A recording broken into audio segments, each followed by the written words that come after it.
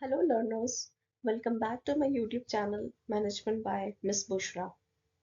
In the previous year exams of UGC NET paper 2 management, the topic decision making has been constant. It has came multiple times.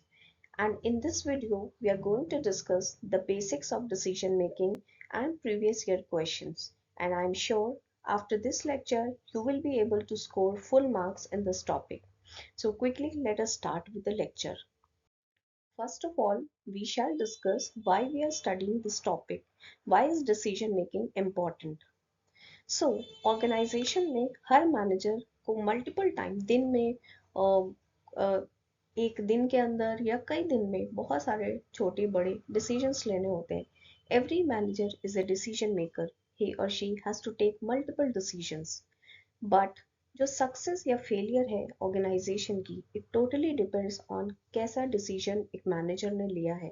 So the success और failure depends on the decisions and this decision making function is central to all the managerial functions.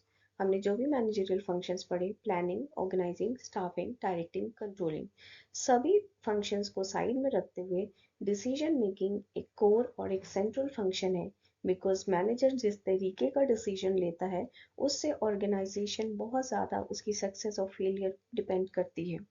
This topic is frequently asked in UGC net. So decision making, we can say it is the heart of management. All right.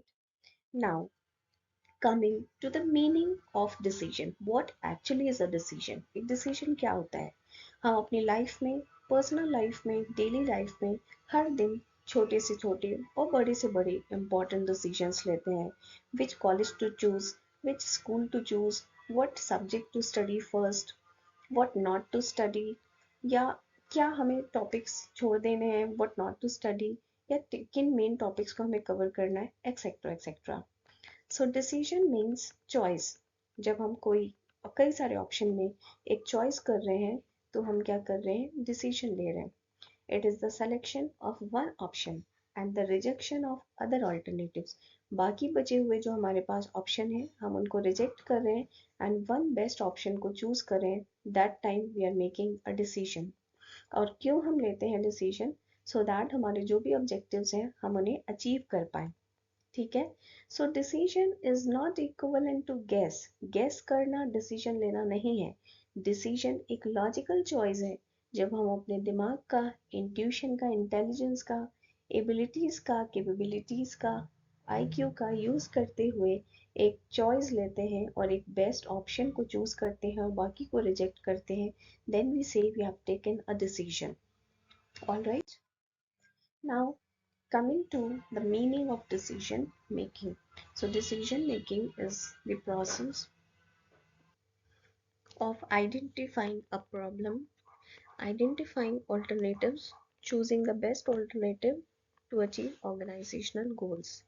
तो decision making वो process है जहाँ पे हम एक problem को identify कर रहे हैं, उस प्रॉब्लम को सॉल्व करने के लिए डिफरेंट ऑल्टरनेटिव्स या ऑप्शंस को आइडेंटिफाई कर रहे हैं. Then we are going to choose or select the best option or alternative so that we can achieve the organizational goals. So choice among alternatives is compulsorily one of the characteristics in decision making. Let us now discuss the definitions of decision making. Various authors have given the definitions of decision making. We are going to discuss the two definitions by very famous author. First is by Herbert A. Simon. He says that decision making is the process of choosing the best alternative from among the available alternative. So according to Simon, decision making वो process है जहाँ पे हम एक best alternative या option को choose कर रहे हैं from the available alternatives. Alright.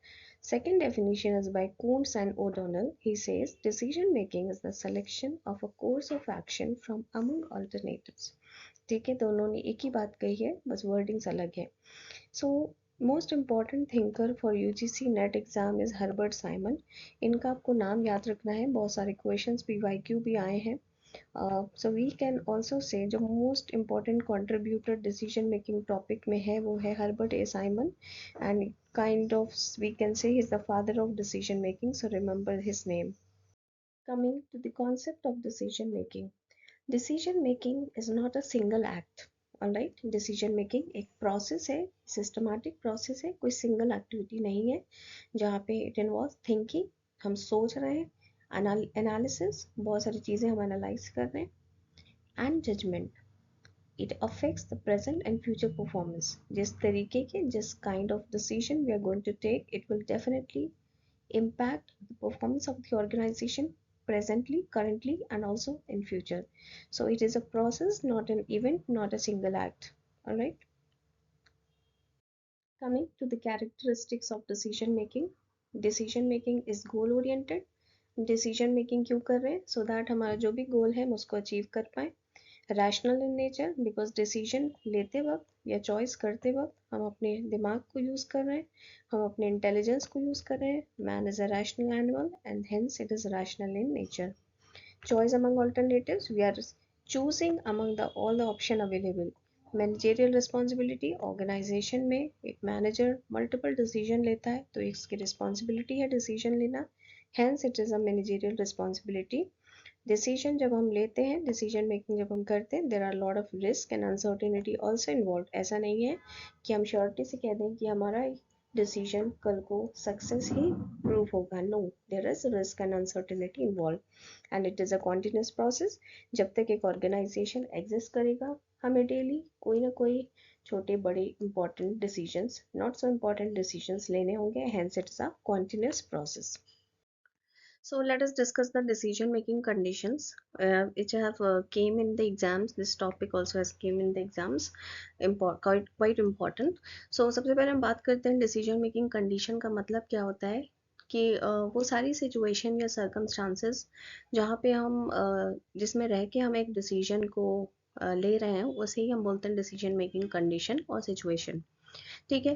तो जब भी हम कोई भी डिसीजन लेते हैं ऑर्गेनाइजेशन में, मैनेजर जब डिसीजन लेता है तो कुछ एस्पेक्ट या कुछ चीज़ों को कंसिडर करते हुए ही वो डिसीजन लेता है। मीन्स उसके पास पर्टिकुलर इंफॉर्मेशन उस डिसीजन के लिए, आपके पास इंफॉर्मेशन कितनी है, राइट। फॉर एग्जांपल आपको कॉलेज सेलेक्ट करना है तो सबसे पहले आपने कितना, किस हद तक आप कॉलेजेस यूनिवर्सिटीज़ के बारे में अवेयर हैं, कितना आपने सर्च किया है, कितना इन्फॉर्मेशन आपके पास है। एक ऐसा इलिटरेट पर्सन, उसके पास लैक ऑफ इन्फॉर्मेशन होगी, whereas on the other hand quite literate person जो बहुत ज़्यादा सारी चीज़ों के बारे में अवेयर और अपडेट रहता है, तो उसके पास वो इन्फॉर्मेशन ज़्यादा होगी। तो कंसिडरिंग हम जब डिसीजन लेते हैं तो हम ये देखते हैं कि हमारे पास अवेलेबिलिटी ऑफ इंफॉर्मेशन कितनी है, उस पर्टिकुलर डिसीजन में रिस्क कितना इन्वॉल्व है, उसके उस पर्टिकुलर डिसीजन में आउटकम्स की प्रेडिक्टेबिलिटी क्या होगी। कुछ ऐसे डिसीजंस होते हैं जिसमें हमें पता होता है कि आउटकम सर्टेन इतना ही, यही रिजल्ट होगा। लेकिन कुछ ऐसे डिसीजंस होते हैं जिसमें हम बिल्कुल बिल्कुल भी अंदाज़ा लगा के नहीं कह सकते कि कल को क्या होगा उसका रिजल्ट या उसका आउटकम।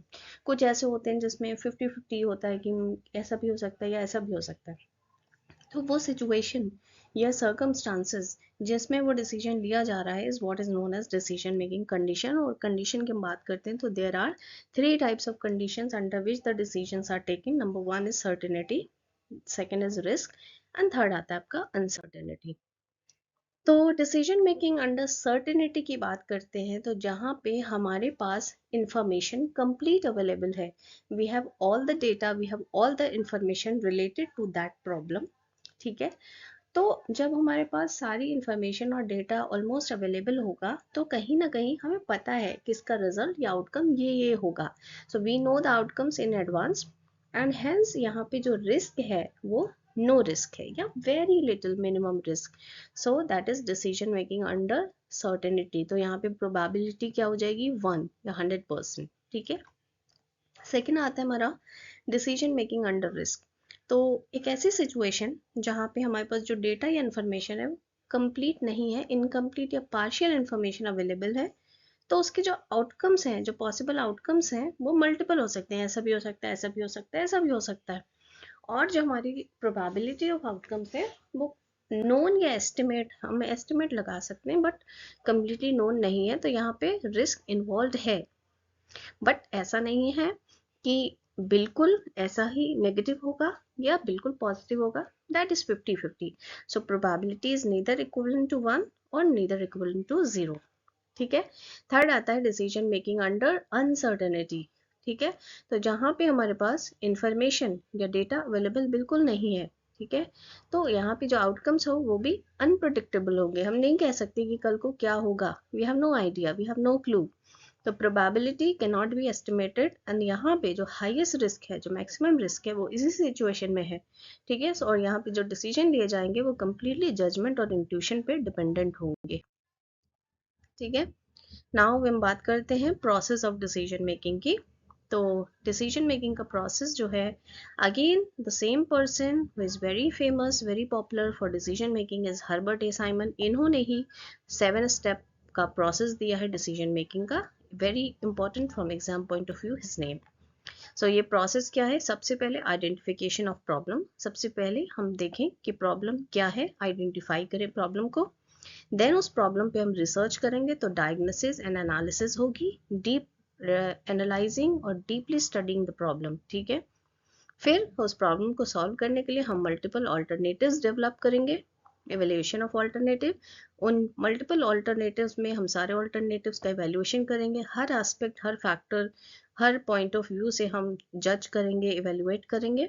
देन हम फाइनली सेलेक्ट करेंगे बेस्ट ऑल्टरनेटिव या ऑप्शन को, उसके बाद उसका इम्प्लीमेंटेशन होगा, और लास्टली हम उस पर ये भी देखेंगे कि हमें उसका फीडबैक क्या आ रहा है, और फॉलो अप करते जाएंगे, सो दैट जो भी हमारी प्रॉब्लम थी, क्या उस पर्टिकुलर डिसीजन से प्रॉब्लम का सोल्यूशन हुआ है, और उस पर फीडबैक क्या आ रहा है। That is the 7 step process given by Herbert A Simon. अब लास्टली वेरी इंपॉर्टेंट और वेरी इंटरेस्टिंग, PYQ जो डिसीजन मेकिंग से आए हैं। सो यहाँ पे मैं कुछ PYQ आप लोग के लिए लेके आई हूँ, यू कैन सी दैट। सबसे पहला PYQ है, decision making is the process of selecting objectives, selecting the best alternative, planning activities, controlling activities. Alright, तो डिसीजन मेकिंग का जो प्रोसेस है उसमें क्या होता है, सेलेक्टिंग ऑब्जेक्टिव नहीं, ऐसा तो हमने नहीं पढ़ा, ठीक है। Selecting the best alternative, planning activities नहीं, कंट्रोलिंग परफॉर्मेंस थोड़ा बहुत, बट जो बेस्ट है वो क्या है, हम डिसीजन मेकिंग में क्या करें, we are selecting the best alternative, तो answer B. Alright, who defined decision making as the process of choosing the best alternative from among the available alternatives। मैं बार बार रिपीट कर रही हूँ, जो फेमस नाम है वो है हर्बर्ट ए साइमन, तो हर्बर्ट ए साइमन की ये डेफिनेशन है, ठीक है। Question number 3, decision making is considered the heart of management because, क्यों हार्ट ऑफ मैनेजमेंट ऐसे कंसिडर करते हैं, involves creativity, is related only to planning, is involved in all managerial function, is done only by top management। तो इसका correct answer होगा, हर managerial function में हमें decision लेना ही होता है, so it is the heart of management. Question number 4, which of the following is not a characteristic of decision making, इनमें से डिसीजन मेकिंग का कैरेक्टरिस्टिक कौन सा नहीं है, गोल ओरिएंटेड है, चॉइस अमंग अल्टरनेटिव्स है, risk free process, continuous process, continuous process भी है, तो रिस्क फ्री तो नहीं है। हमने पढ़ा 3 कंडीशन जहाँ पे अल्टरनेटिव्स डिसीजन मेकिंग में कहीं पे रिस्क था, कहीं पे नहीं था, कहीं पे मीडियोकर था, तो रिस्क फ्री प्रोसेस तो बिल्कुल नहीं है, सो ये हो जाएगा हमारा करेक्ट आंसर, ठीक है। Decision making is a continuous process because, decision making continuous process क्यों है, managers decide daily, environment is dynamic, feedback leads to new decisions, it is a routine activity। so इसका करेक्ट आंसर है feedback leads to new decision। जब हमें feedback मिलता है फिर हमें नई डिसीजन लेते हैं, नेगेटिव फीडबैक मिलता है तो फिर उस पर काम करते हैं, पॉजिटिव फीडबैक मिलता है तो नई चीज आ जाती है, तो feedback leads to new decision is the correct answer. Which statement best describes decision making, it is a random choice, it is an instinctive act, it is a rational and logical process, it is an emotional activity। so the correct answer will be it is a rational and logical process, ठीक है। now the last question, assertion reason based question है, decision making involves choosing one alternative, ठीक है। assertion, reason, decision making is a continuous managerial process, तो ये कह रहे हैं decision making involves choosing one alternative, decision making is a continuous managerial process, तो क्या both A and R are true, decision making involves choosing one alternative, ठीक है, right, correct है। Decision making is a continuous managerial process, ये भी ठीक है। तो both A and R are true and R explains A and R are true but R does not explain A is R, A is true, R is false, A is false, R is true. देखिए दोनों सही है, ये बात तो correct है, लेकिन क्या डिसीजन मेकिंग में एक ऑल्टरनेटिव चूज करना गिव्स अ रीजन, क्या इसका रीजन ये है कि continuous managerial process and no? So correct answer will be both A and R are true but R does not explain A. I hope आपको decision making का process समझ में आया होगा। अगर आपको कोई भी डाउट है तो students please feel free to post in the comment section. कोई पर्टिकुलर लेक्चर पे वीडियो चाहिए please post in the comment section. और अगर जो नेक्स्ट पार्ट है डिसीजन मेकिंग टॉपिक पे, we will be continuing in the next lecture. Thank you so much for watching. अगर आपने चैनल को अभी तक लाइक नहीं किया है, शेयर नहीं किया है, सब्सक्राइब नहीं किया है तो please go and subscribe to my channel. Please like this video so that I become motivated. Thank you so much for watching.